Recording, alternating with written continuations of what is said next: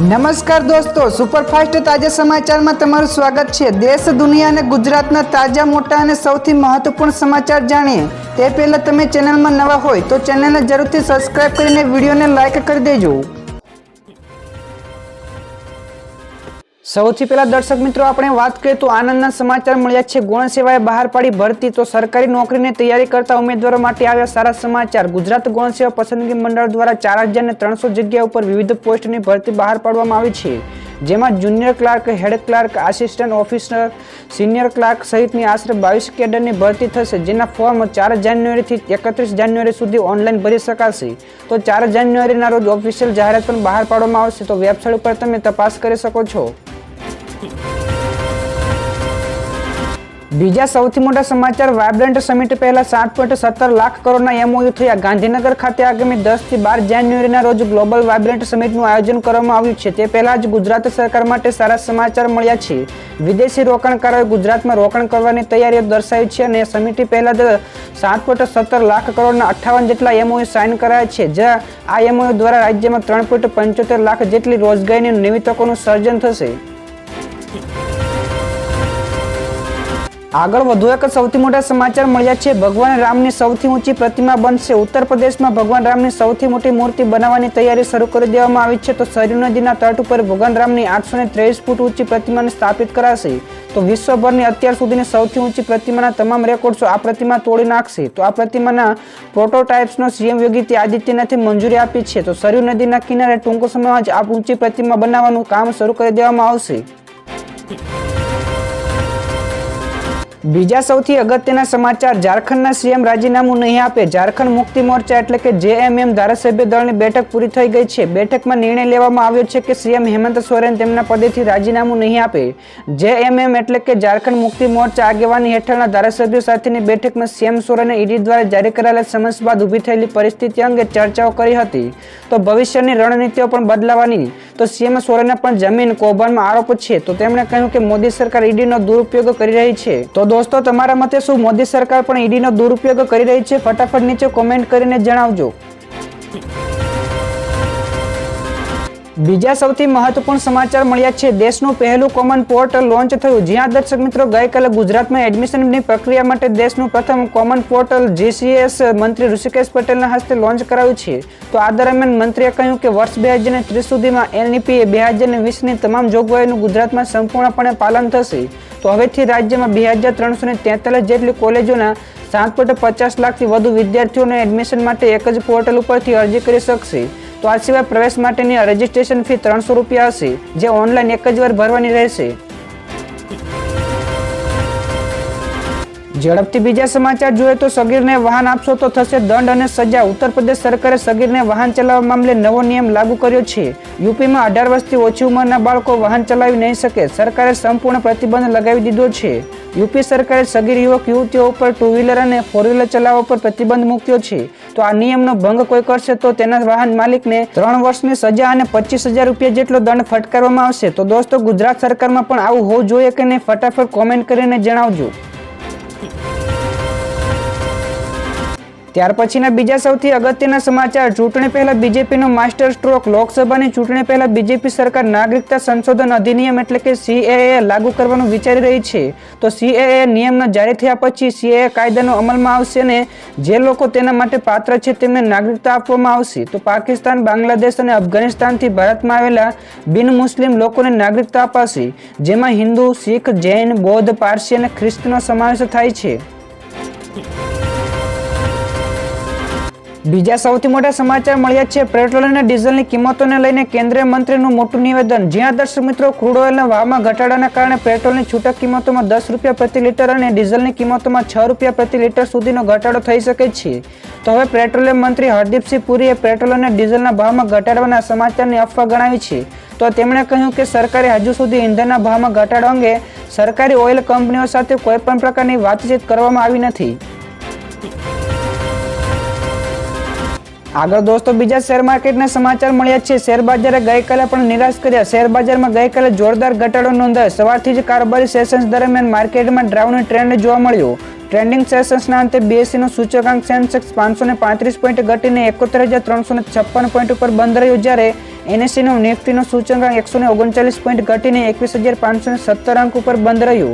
ત્યારે બેંક નિફ્ટીની વાત કરીએ તો બેંક નિફ્ટીમાં ગઈકાલે 56 પોઈન્ટનો ઘટાડો નોંધાયો અને 47,704 અંક ઉપર બંધ રહી હતી।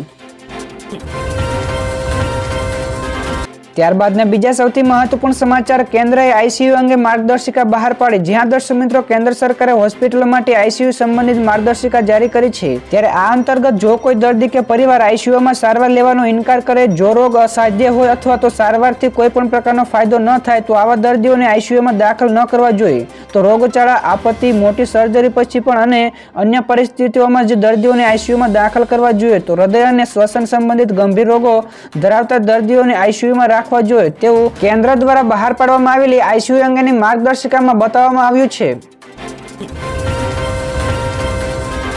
તો દોસ્તો બીજા સૌથી મોટા સમાચાર, કેજરીવાલની ધરપકડ કરી શકે છે ઈડી। કોંગ્રેસના નેતા રાશિદ અલ્વીએ મુખ્યમંત્રી કેજરીવાલના ઈડીના સમક્ષ હાજર ન થવા અંગે સૂચના આપ્યું છે। તેમણે કહ્યું કે દેશ અરવિંદ કેજરીવાલ ઉપર નજર રાખી રહ્યો છે કે ઈડી તેમની સામે શું કરે છે। તો ઈડી ઉપર વિશ્વાસ કરી શકાય નહીં। જો તેઓ ઈડી સમક્ષ નહીં હાજર થાય તો ઈડી કોર્ટમાંથી વોરંટ જાહેર કરીને તેમની ધરપકડ કરી શકે છે।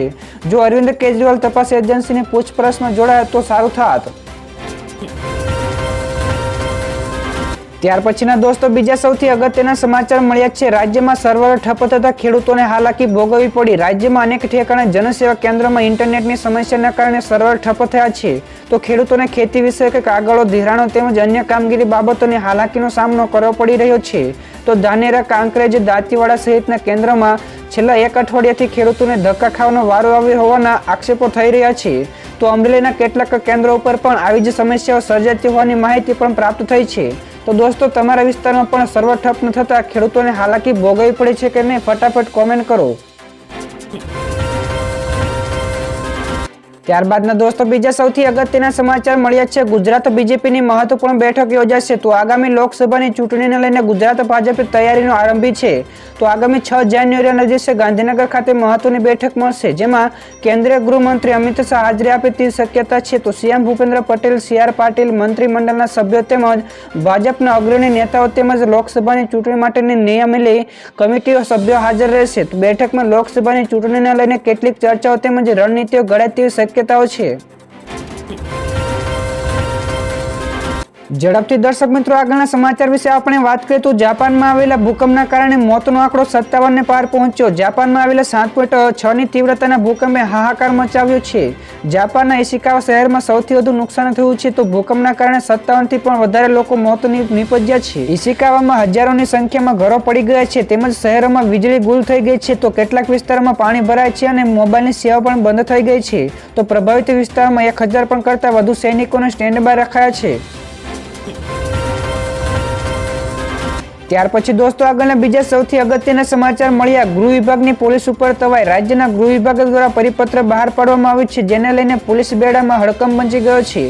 તો ગૃહ વિભાગના પરિપત્ર અનુસાર પીએસઆઈ, પીઆઈથી લઈને ક્લાસ 1-2 લેવલના પોલીસ અધિકારીઓને હવે તેમની મિલકત સરકારને બતાવવાની રહેશે। ઓનલાઈન સાથી એપ્લિકેશનમાં મિલકત પત્ર ફરજિયાતપણે ભરવાનું રહેશે। તો અધિકારીઓએ કોઈ પણ સ્થાવર મિલકત તેમના કે પરિવારના નામે હોય કે અન્ય કોઈ પણ મિલકતો વ્યક્તિના નામે હોય તેની પૂર્વ જાણકારી આપવાની રહેશે। ત્યારબાદના દર્શક મિત્રો બીજા સૌથી મહત્વપૂર્ણ સમાચાર મળ્યા છે। રેલવે વિભાગમાં આવી ભરતી 10 પાસ કરી શકશે અરજી। રેલવે વિભાગમાં રેલવે પોલીસ ફોર્સ એટલે કે આરપીએફમાં કોન્સ્ટેબલ માટેની 2000 તેમજ સબ ઇન્સ્પેક્ટર માટેની 250 જગ્યાની ભરતી બહાર પડી છે, જેમાં કોન્સ્ટેબલ માટે 10 પાસ યુવાનો અરજી કરી શકે છે તેમજ સબ ઇન્સ્પેક્ટર માટે સ્નાતક ઉમેદવારો જ અરજી કરી શકે છે। તો વય મર્યાદા 18 થી 28 વર્ષની નક્કી કરવામાં આવી છે। તો 3 તબક્કામાં આ પરીક્ષા યોજાશે, જેની વધુ માહિતી માટે તમે ઇન્ડિયન રેલવેની વેબસાઇટ ઉપર જઈને ચકાસી શકો છો। તો દોસ્તો આગળના બીજા સૌથી મોટા સમાચાર, બીજેપીએ જિલ્લાઓની જવાબદારી સોંપાઈ. જ્યાં દર્શક મિત્રો ગુજરાતમાં 2024ની લોકસભાની ચૂંટણીને લઈને 8 નેતાઓને જવાબદારી સોંપવામાં આવી છે. તો પ્રદીપસિંહ જાડેજાએ ભરૂચ, વડોદરા, છોટાઉદેપુર તેમજ અમિત ઠાકોરને પાટણ, કચ્છ, બનાસકાંઠા, બાબુ જેબલિયાને સુરેન્દ્રનગર, મહેસાણા, સાબરકાંઠા, કેસી પટેલને અમદાવાદ, ગાંધીનગર, નરહરી અમીનને દાહોદ, પંચમહાલ, ખેડા, આણંદ અને જ્યોતિ પાંડ્યાને વલસાડ, બારડોલી, નવસારી, સુરત, ભૂપેન્દ્ર ચુડાસમાને ભાવનગર, અમરેલી અને જૂનાગઢની જવાબદારી મળી છે. તો દોસ્તો આગળ કોરોના અંગે પણ ખૂબ જ મોટા સમાચાર મળ્યા છે. દેશમાં કોરોનાએ ચિંતા વધારી. દેશમાં કોરોના કેસમાં સતત વધારો થતો દેખાઈ રહ્યો છે. તો છેલ્લા 24 કલાકની વાત કરીએ તો કોરોનાના નવા 602 કેસ નોંધાયા. તેમજ કોરોનાના કારણે 5 લોકોના મોત નીપજ્યા છે, જેની સાથે એક્ટિવ કેસોની સંખ્યા 4440ને પાર કરી ગઈ છે. તો કેન્દ્રીય સ્વાસ્થ્ય મંત્રાલય દ્વારા આ માહિતી આપવામાં આવી છે, જેને પગલે તંત્રએ સાવચેતી રાખવાની પણ અપીલ કરવામાં આવી છે. બીજા સૌથી મહત્વપૂર્ણ સમાચાર મળ્યા છે. ગુજરાત ગૌણ સેવાની પરીક્ષાઓની ફીમાં વધારો. તાજેતરમાં જ ગુજરાત ગૌણ સેવા દ્વારા સંશોધન મદદનીશ વર્ગ 3 અને આંકડા મદદનીશ વર્ગ 3ની પોસ્ટ માટેની ભરતીની જાહેરાત કરાઈ છે, જેમાં વિદ્યાર્થીઓને હવે આ પરીક્ષા આપવી મોંઘી પડશે. ગુજરાત ગૌણ સેવા પસંદગી મંડળે પરીક્ષા ફીમાં વધારો કરવાનો નિર્ણય કર્યો છે. ત્યારે 111 રૂપિયાના બદલામાં હવે ₹500 ફી લેવામાં આવશે. તો અનામત વર્ગનો આવતા ઉમેદવારો માટે ₹400 તેમજ બિન અનામત માટે ₹500 ફી ભરવી પડશે. તો દોસ્તો આગળ ગુજરાતના હવામાન વિશે પણ ખૂબ જ અગત્યના સમાચાર મળ્યા છે. રાજ્યમાં કડકડતી ઠંડીની લહેર. તો જાન્યુઆરીની શરૂઆતની સાથે જ રાજ્યમાં કાતિલ ઠંડીનો અહેસાસ થયો છે. તો ગઈકાલે રાત્રે લઘુત્તમ તાપમાન 2 ડિગ્રીનો ઘટાડો નોંધાયો. તો તાપમાનમાં ઘટાડો થતાં જ વધુ ઠંડીનો અહેસાસ લોકોને થયો. તો રાજ્યનું સૌથી ઠંડુ શહેર નલિયા રાજ્યનું સૌથી ઠંડુ શહેર રહ્યું છે. તો આ સિવાય ક્રમશઃ વાત કરીએ તો ભુજ, કેશોદ, રાજકોટ, ગાંધીનગર, અમદાવાદ સહિત તાપમાન ઘટાડો નોંધાય છે. તો આગામી સમયમાં હજુ પણ ઠંડીમાં વધારો થઈ શકે છે.